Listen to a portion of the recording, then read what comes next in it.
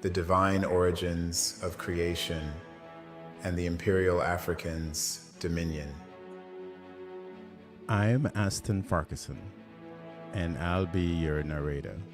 In the heart of Africa, a rich tapestry of cultures and beliefs have existed for many millennia. In this series, we will explore the divine origins of African culture based on archaeological discoveries made at Adam's Calendar, Napta Playa, then at Coastal Taseti, Kush, and later in Kemet. This journey will take us through the rise of sacred divine spirituality with divine worship, divine kingship, divine priesthood, and the divine dynastic rule. Please join us on this journey as we uncover our history like it's never been told before. This divine origins of African culture.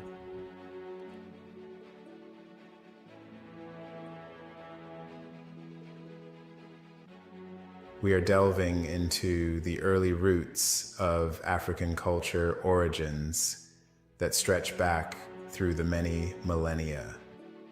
Our story begins with Atum, the supreme god revered by many African cultures under different tribal names based on languages.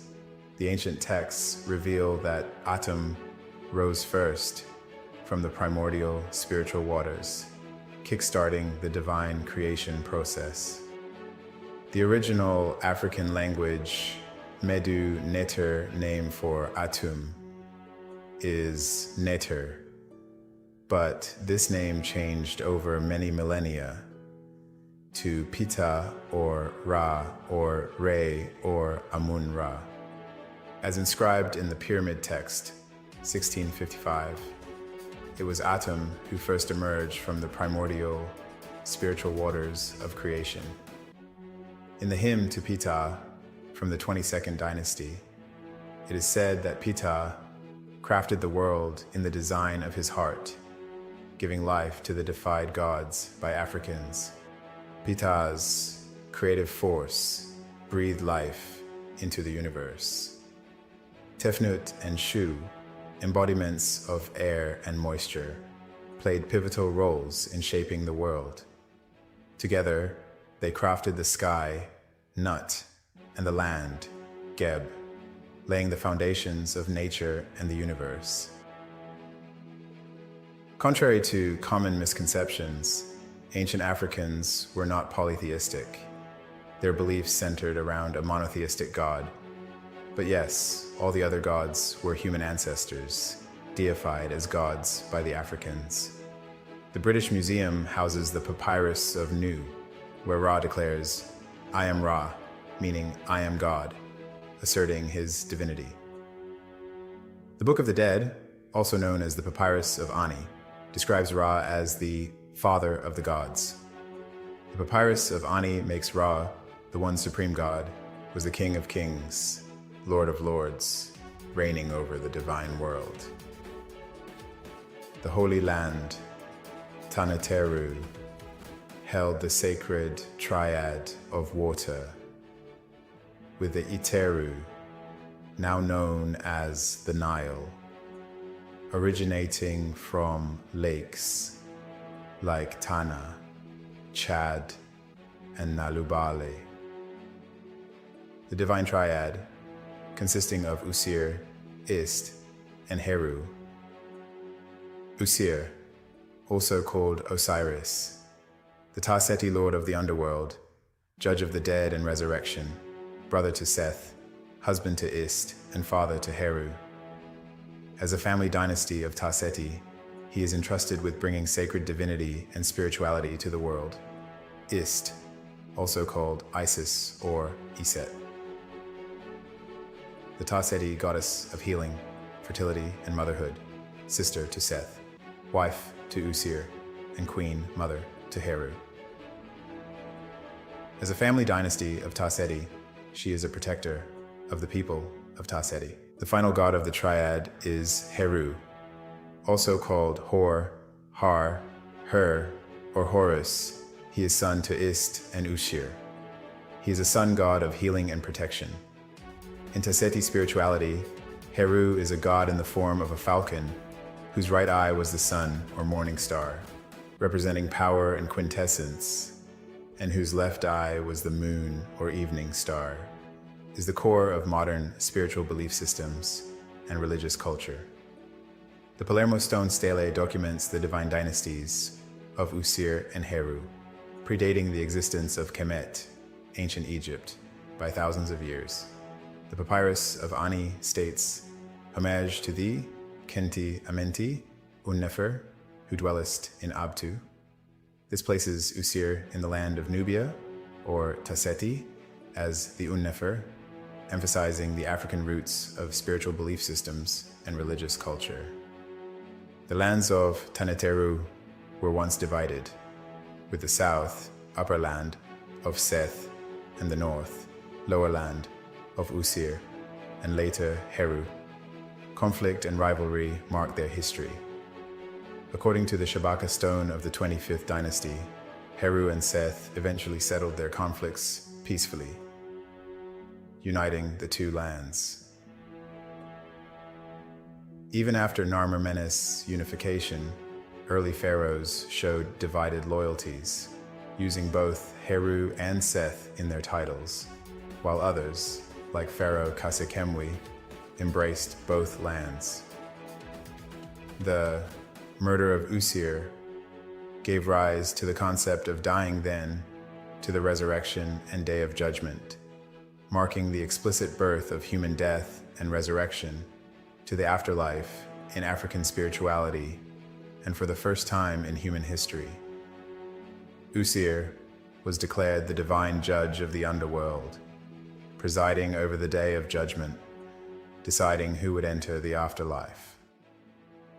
Historical mistranslations, or mistransliteration and misrepresentations, have often referred to these great divine Africans of Taneteru as divine spirits or mythical kings, obscuring their true existence and significance. Claims of sexual relations between Heru and his uncle Seth, uncle and nephew, have been made without a scintilla of evidence, mirroring similar instances in other religious texts, like Noah in Genesis 9 of the Bible, about his son Ham, all part of historians and academia, demeaning African families and Africa's culture on sexual deviances between father and son. In fact, the Bible and the figure of Jesus have striking similarities to African beliefs, concepts, and spirituality. In the end, the creation theory of Africans is a testament to the deep spiritually and monotheistic beliefs of ancient African civilizations. It is a story that transcends time and continues to inspire those who seek to understand the divine origins of our diverse and rich continent. Africans worldwide are advised to embrace their beautiful spiritual and cultural heritage. Others have profited from for more than 2,500 years. From the mass invasions, from the Assyrians to the ancient Romans to the Arabs, African culture and heritage were taken and destroyed. From Canaan to Kemet to Kush, and from slavery to colonialism. We are still losing our true innate spiritual value because of racism today. Let's embrace who we are. We can never be but who we are. We must shape our world or live in the shapes others make for us. We built the pyramids between 3000 BC to 2000 BC. Now we are in the first century of year 2000 AD, moving toward 3000 AD. We did what no one else could do and became what no one else could be. Our time is here. Let's rebuild the African imperial dominion for God and spread sacred divine spirituality to the world.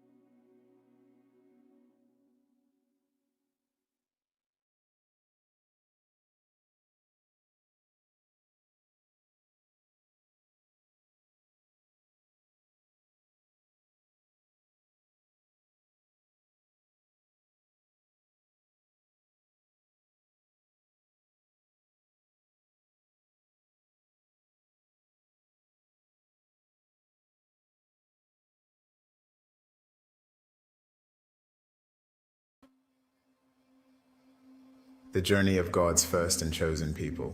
Welcome, viewers, to the journey of God's first and chosen people through the annals of time. From deep inside the heart of Africa, from Homo habilis to Homo erectus, to the ancient land of Taseti, where God consecrated his first and chosen people with sacred divine spirituality, with the divine kingships of Usir and Heru. Today, we explore these early divine origins from Adam's calendar, Nabta Playa, to the undeniable evidence of African cultural heritage embedded in the Kustul incense burner. This remarkable artifact has unveiled the pharaonic origins and the early civilizations that created Kush in ancient Egypt, thousands of years before the first dynasty of ancient Egypt. Join us on this fact-laden adventure as we delve into the divine origins of African culture with the sacred mathematical brilliance at Adam's calendar and Nabta Playa that created Taseti, Kush, and ancient Egypt. The full brilliance of our cultural heritage story begins in Taseti, the birthplace of the Kushites and the Kemites, also known as the Nubians. In this sacred land, the Kustul incense burner was discovered at a Kustul royal cemetery, offering a glimpse into the early beginnings of our civilizations that now shines an indelible light on African and human history. This consecrated spiritual instrument, adorned with pictographs of the sacred Medu Neter language, is a testament to our divine origins. As we explore its intricate details, we uncover a rich tapestry of culture, spirituality, and the emergence of the early Kushites in now new recorded history, with a rich spiritual culture predating all other civilizations on Earth. But the journey starts at Adam's calendar, a calendar and astronomical circle that dates back to about 75,000 BC. Here, the Africans discovered and mapped triads of stars in the Orion and Canis Major constellations, giving birth to their ideas of the power of triangles, an integral element in their mathematical inventions detailed in innumerable papyri like the Rand Papyrus and the Berlin Papyrus. The Africans, masters of ratios in pi, the royal cubit, and sacred geometry, by translating these cosmic insights into the construction of their pyramids. The Rhine Papyrus and Berlin Papyrus reveal the depth of their mathematical prowess, laying the foundation for geometry, metrics, algebra, percentages, decimals, and even 3D calculations. A legacy that migrated from South and West Africa to Taseti, then Kush and Kemet. Our journey continues to Nabta Playa calendar and astronomical circle, built around 8,000 to 12,000 BC by the Ta-Seti Africans. Their astronomical observations of the stars and studies expanded to the northern constellations, eventually influencing the beginning of the construction of the pyramids in 2600 BC and the Great Sphinx in Kemet around 8000 BC. The Africans, guided by a sacred divine spirituality, erected monumental structures like pyramids, obelisks, and temples. These religious edifices are in honor of the supreme God. These edifices stand as timeless symbols of the zenith of African culture and heritage from 3000 BC to 2000 BC. Triads of stars in Orion and Canis. Major constellation inspired the concept of the Triad of Gods, leading to the formation of divine dynasties. The Nile Delta, shaped like a triangle, became a symbol of wealth and prosperity for the Kushite Kemites, fostering trade and cultural exchange with the Mediterranean. The Triad of Gods also inspired the thought of the Triad of the Blue Nile from Lake Tana in Ethiopia, the White Nile from Lake Nalubale from Tanzania, and the Yellow Nile from Lake Chad, now extinct, that fed the Iteru, now called the Nile River. The pivotal Kustul incense burner is a spiritual instrument and a symbol of reverence and divinity. It was discovered in a royal tomb at Kustul. Its pictographs reveal a divine monarchy, sacred boats, and regalia of pharaohs, generations before Kemet, challenging historical facts and timelines of many Egyptologists of the day, including scholars and historians. This artifact emphasizes Ta-Seti's monumental role in shaping the course of the civilizations in Kush and ancient Egypt. With undeniable, these invaluable catalog of facts for the world to see, that Africans practiced sacred divine spirituality and God worship thousands of years before the Bible. That Africans invented languages and the pictographs of the sacred Medu Neter, language itself, proving that Ta-Seti invented Medu Neter before Kush and Kemet. Africans invented Serek's ornamental vignette, proving the existence of a palace facade and a royal courtyard generations before the first dynasty of Egypt. Invented rosettes, Serek, royal emblems, looking like the Rosetta Stone the Kushites used in Kush and Kemet. This Rosetta Stone was used by the French and British to decipher the Medu Neter language, which some scholars and historians refer to Medu Neter as a series of codes. Wrong. It is a sacred language inspired by God. Archaeologists Keith Steele and Professor Bruce Williams of the Oriental Institute at Chicago University unearthed Nubian A-group rulers at Kustul Kush in 1963. The discovery, made in a Nubian cemetery's royal tomb, labeled L24, sheds light on much of African history and civilizations before Kush and Kemet. Williams and Steele discovered the incense burner and determined that it is distinctively Nubian in form, carved in the distinct technique of Nubian rock art, and it was decorated on the rim with typical Nubian designs. It was found in the tomb of a Nubian ruler at Kustul, Ta-Seti. It incorporates images associated with the pharaohs later adapted and depicted in ancient Kemet or Egypt.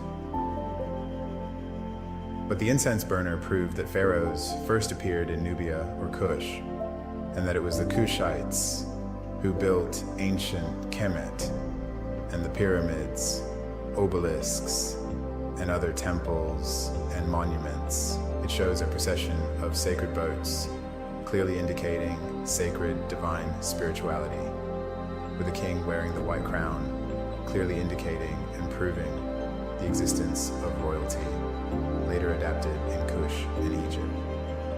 The incense burner shows a falcon deity of Heru and lion deity, clearly indicating god worship, and the palace facade called a serek, emblems or the regalia, indicating a royal court.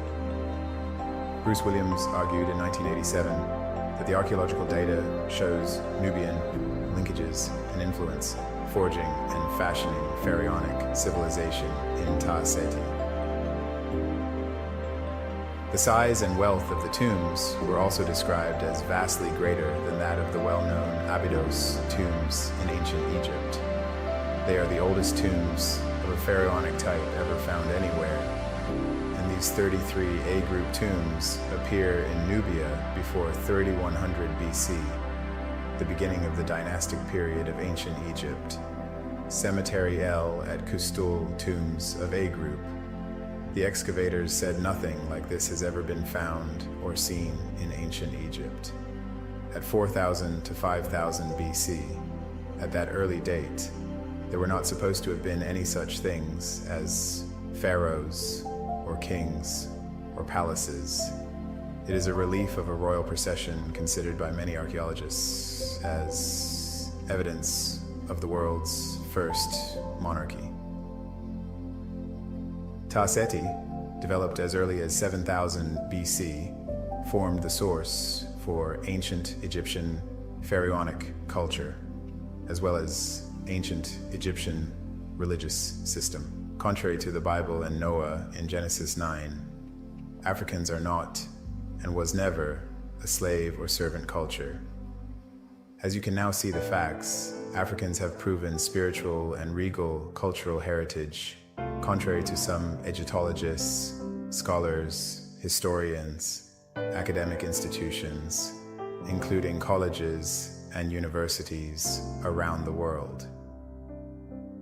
Portions of the Bible and history books should be rewritten or stricken in light of these undeniable facts. Additionally, contrary to the Bible, Africa is not a heathen culture that unanimously embraced paganism, idolatry, or a culture of sexual deviance, pursuing relations with our fathers and uncles. We are the first people and the chosen people whom the Creator God blessed and entrusted with sacred divine spirituality.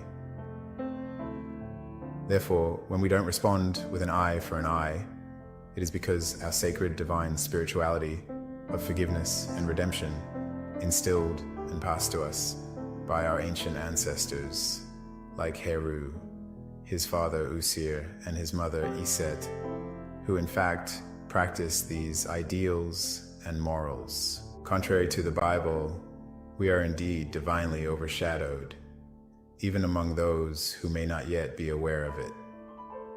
We are divinely favored, and so we divinely accept our destruction and genocides as we work to help make this world a better place for all creatures, great and small. However, it's time for us to rise again to the heights of inventions for Earth's well-being. There is doubt that many love the world as it is, with wars, hate, and threat to life of global climate changes.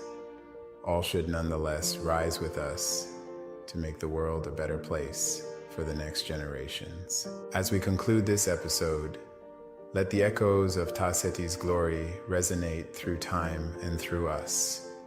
The Kustul incense burner stands as our beacon, illuminating the path of a civilization that, despite the challenges of history, continues to inspire the resurgence of Africans. Join us in this continuing video series as we unravel more mysteries and celebrate the rich heritage of this sacred land.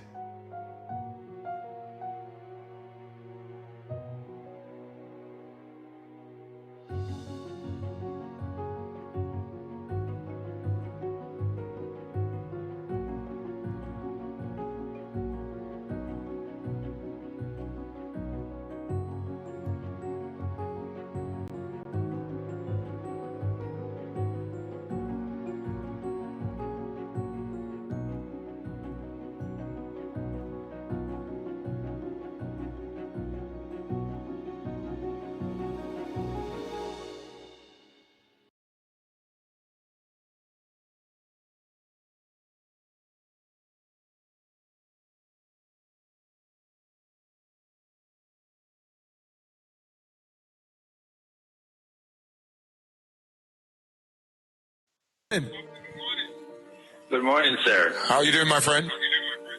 I am doing very good, sir. Very good. Thank you. Good, good, good. I was just talking about honesty, Aston, and we have been taught so many, and I'm gonna speak in the way my great grandmother would be proud of me, and say we have been told so many untruths. Because she would never use the word lie. Untruths. We've been told so many, Aston, and some of the untruth that we were told and taught, Aston. Some of the people, you can't blame them because they believe it was the truth too. Right. That's exactly right. And unfortunately, the untruth, as you call it, just perpetuates itself into reality for a lot of people. And then for others who dig and search for the truth, we get a little bit enlightened, and it's hard for people to digest it, DJ, right? The people who don't know. It's so hard to listen to hear something that is so different from what you believe. It's so hard. Right. Believe me, it's hard for me too. It's difficult for me. Wow.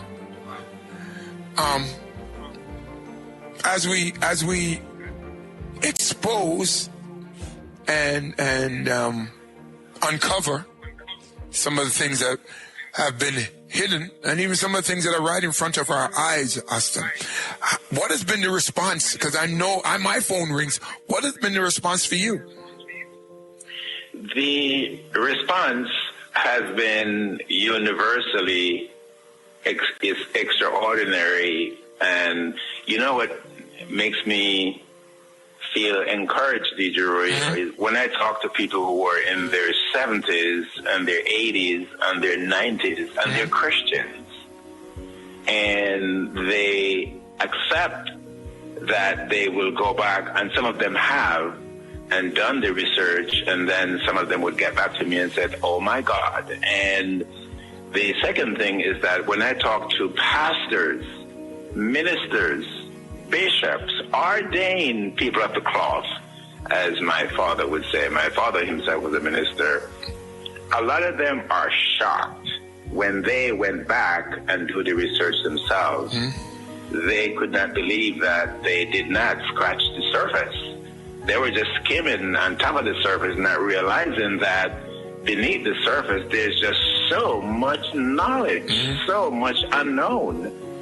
And I think a lot of us just believe what we hear and don't think beyond to question whether it's true or not. Right. And that's true for other things as well. A lot of us are that way because we don't have the time, DJ Ray, to dig for the truth.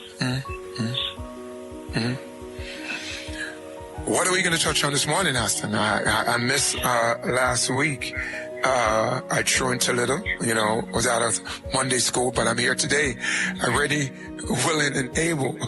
Where do we start? So a lot of these older people have asked me to recap a little bit so they get a good foundation. Okay. Because they're doing research and they have gaps in their research. Whether they're doing research in the Bible or just history in general. And then, there are other people who are ministers and pastors. A lot of these people are, even regular people are talking to their ministers and pastors and bishops about this teacher. So I think there's something taking place out there that is a good thing. And there are people who want to get a little bit of foundation. So what I want to do today, DJ Roy, is to go back to what I think, based on all the research I've done, all the knowledge I have, all the understanding I have.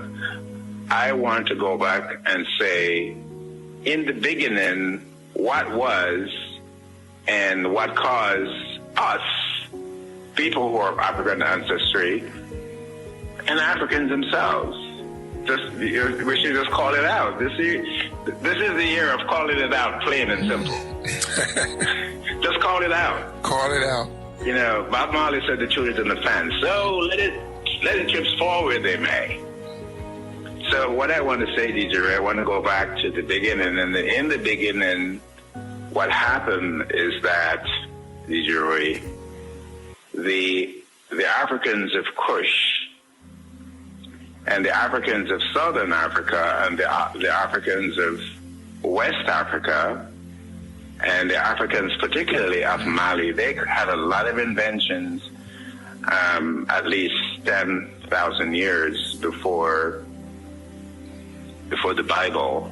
And that's very critical to know, because during that time there was no Kush and there was no Egypt, there was none. There was no Ethiopia, there was no Nubia, and there was just the land of Al-Kibalan, or the land of Taneteru, which is Africans in Medineta, that's what it's called Bible now. And I call them, I can go back as far as Tasseti.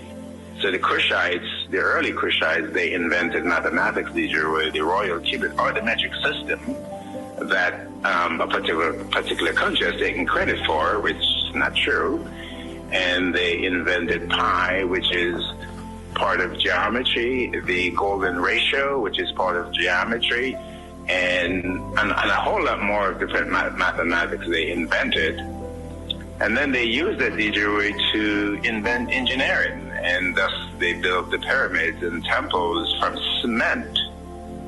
Not just from stone, but from cement that they made. They invented the cement from natron and limestone, and they used, which is chemistry people, that's how they're able to build over 500 pyramids between Egypt and Nubia. Over 500 pyramids they built there alone, in ancient, way back. and then this technology, DJ Roy, the chemistry of building materials, was first invented in Mali about 5,000 years before the Tassetians, which is about 8,000 years before the Bible. And if you want to count people, it's about 9,000 years before Christ. So the Kushites invented astronomy and Naphtopleia, and the Kushites used that knowledge in physics to map the zodiac, the constellations of Orion, the Ursa Majoris over the North Pole, the Canis Major, where the Sirius star lives, the Milky Way over the South Pole. They mapped all of that. Yes, the Kushites successfully, DJ Roy, united the divine forces of the heavens and earth with God. They did, people. And they harnessed the spiritual force of God in their temples.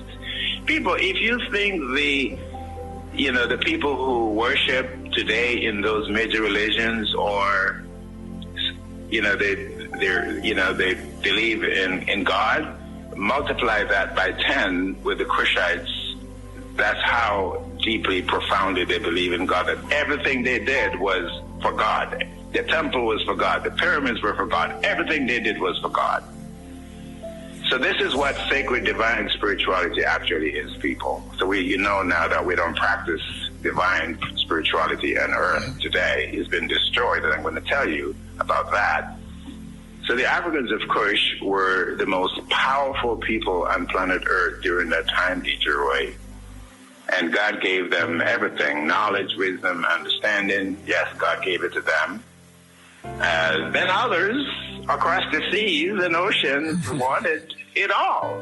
They wanted it all. They saw isn't it funny, DJ, that the Bible was written over 1,500 years, at least 1,500 years after the pyramids in Africa were built. Isn't it funny that even those prophets who visited Egypt never mentioned the pyramid? Wow. And it's never mentioned in the Bible. Those pyramids and temples were never mentioned. Isn't that funny, people? You all should think about that. But yes, they came from across the seas and the oceans, and there were 5 to 6 massive invasions, just bloody. And they were bloody because the Africans, Detroit, didn't expect that. Right. They weren't prepared for that. They didn't believe that people could be so evil. And the invasions took place up to 600 AD. And then after 600 AD, the massive exploitations took place in Africa that led to mass genocides and slavery, white people. And yes, the Africans in Africa are responsible for that too. They sold a lot of people into slavery. So they're responsible too. So I'm not just blaming the massive invaders, I'm also blaming the Africans who made that happen, contributed to that, facilitated it. They made it happen. So the bottom line is that, Detroit, the bottom line is that the Bible permitted all of what I just said. Okay.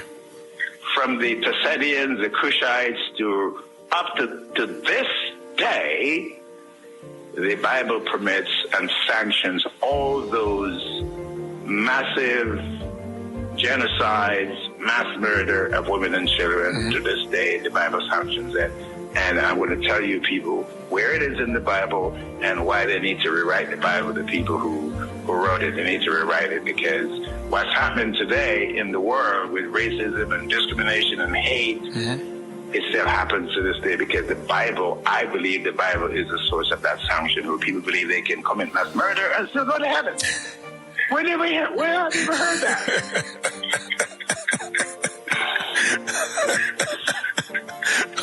Wow. Man.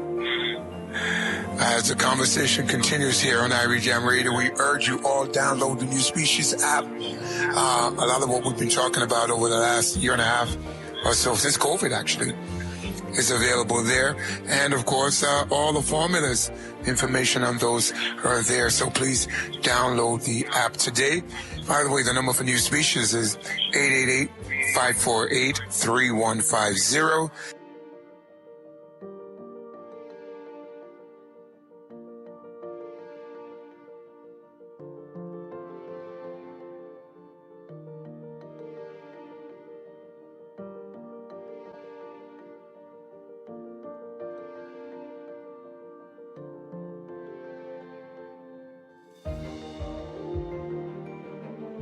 We talked about,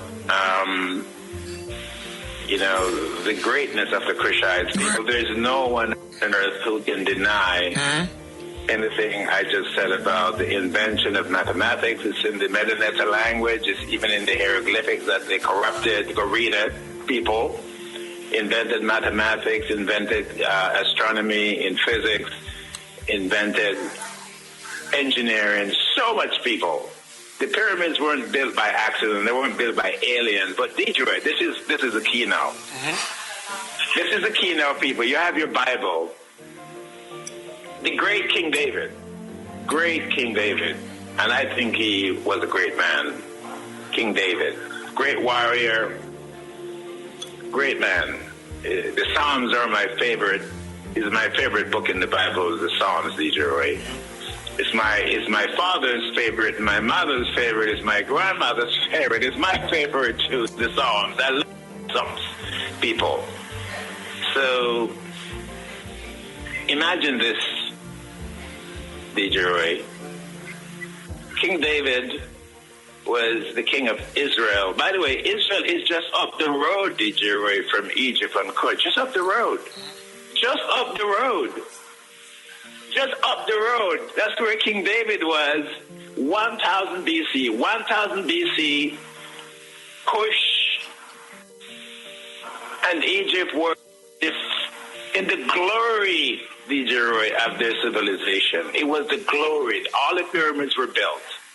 The temples were built. People, think about that. 1,000 years before Christ, Egypt and Kush was in the glory. The Africans were in the glory of their civilization, of their accomplishment. All the pyramids were built, people. Some of the pyramids were built before King David, 1000 BC. Some of the pyramids were built about 2,000 years before King David, people. Think about that. Mathematics was invented over 4,000 years before King David. Think about it, people. Mathematics, engineering, all the stuff existed. You get it, DJ Roy? I'm with you. Now, people. Now, people, think about this. King David is a stone throw. The conqueror King David, a stone throw from Egypt and Cush. Did King David try to invade Egypt or invade Cush? No. Well, part of the reason for that, you're not going to learn that today. Some of you probably know it already. Because, and a lot of you know it, the Rastafarians know it because Solomon was the son of King David. Solomon, King Solomon, was the son of King David. And did King Solomon try to invade Egypt or Cush or Africa? No. This is what King David says, DJ Roy, about Africa, about Ham. Ham, who the Bible says the son of Noah, and Ham's sons were in Africa, which was Canaan, was part of Africa, that became Israel or Palestine. And of course, the rest of Africa with Cush, etc., right, people? And Egypt, right, people? Okay, so this is what King David says, DJ Roy. Read chapter 105 of the Psalms. King David says, Ham, being in Africa, that they, Ham and his sons, Cush, Egypt, and others, performed miracles among them. That's what King David says, DJ Roy, about the Africans. Ham performed, and his sons performed miracles. Read Psalms 105 and verse 23 to 27, people. King David says, Israel in Egypt, Jacob in the land of Ham, which is Africa. Read Psalms 106, people, where the psalm says, the wondrous works in the land of Ham. The wondrous works, miracles among the Africans. That's how King David described the Africans, DJ Roy. All right, people? So when I mentioned about the invention of mathematics, invention of physics, chemistry, engineering, and all of that, all right, people? That's what King David, the great son, that's what he was speaking of. So, DJ Roy, this is where the problem is. The Bible, the land of Ham. Psalm 78, 51, Psalms 106, 22, Psalms 105, 23, 27. Evil men wrote evil verses into the Bible permitting mass genocides in Africa. My 3 sons in Africa were subjected to genocides beginning with Noah's biblical, condemning them to a life of abuse and hatred. Noah woke from his drunkenness, claiming incest rape against me, his son Ham, in Genesis 9:24. 27.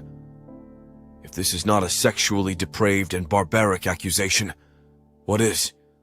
My father sentencing me and my children to slavery and servitude to my white brothers Japheth and Shem, subjecting them to genocides and mass murder, even of innocent women and children to take African lands and wealth.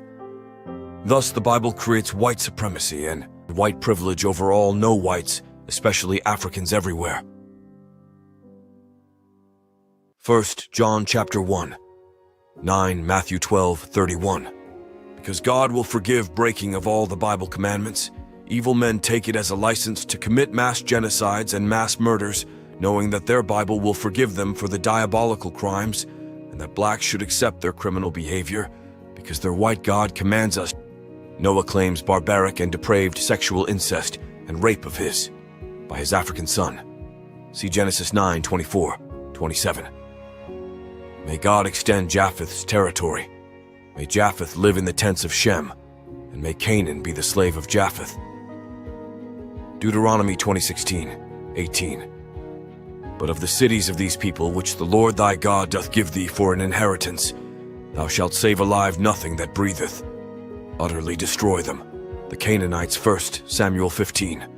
2, 3, utterly destroy all that they have, and spare them not, but slay both man and woman, infant and suckling, ox and sheep, camel and ass. Joshua 6:21. And they utterly destroyed all that was in the city, both man and woman, young and old, and ox and sheep and ass, with the edge of the sword. Genocides of Africans. Ezekiel 30:17. The young men of Heliopolis, On, and Bubastis will fall by the sword, and the cities themselves will go into captivity. Genocides of Africans. Nahum 3:8-10. Cush was her strength, Egypt too, and that without limit her infants were dashed in pieces at the head of every street.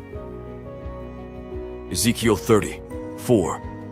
A sword will come against Egypt, and there will be anguish in Cush. Exodus 11:5. Every firstborn son in Egypt will die. Ezekiel 30:24. I will strengthen the arms of Babylon's king and place my sword in his hand, but I will break the arms of Pharaoh. Ezekiel 30:10. Thus saith the Lord God, I will also make the multitude of Egypt to cease by the hand of Nebuchadnezzar king of Babylon. Ezekiel 30:4. A sword shall come upon Egypt, and anguish shall be in Cush, when the slain fall in Egypt, and her wealth is carried away, and her foundations are torn down. Zephaniah 2:12. You too, O Cushites, will be slain by my sword. Strip Africa of its wealth. Isaiah 45:14. Thus says the Lord, the wealth of Egypt and the merchandise of Cush shall come over to you and be yours. They shall come over in chains and bow down to you. Overall wanton brutality against Africans. Ezekiel 29:12. I will make the land of Egypt desolate among devastated lands, and I will disperse the Egyptians among the nations and scatter them through the countries. Isaiah 20:5. So shall the king of Assyria lead away the Egyptian captives and the Cushite exiles, both the young and the old, naked and barefoot, with buttocks uncovered, the nakedness of Egypt. Ezekiel 30:9. Terrify the unsuspecting people of Cush, and anguish shall come upon them on the day of Egypt's doom. The 1 billion Africans on earth must stop this evil against us by rejecting evil in whatever book or medium it is written or said. And black people should not worship a white god. This is black people approving white supremacy and white privilege. Stop this madness!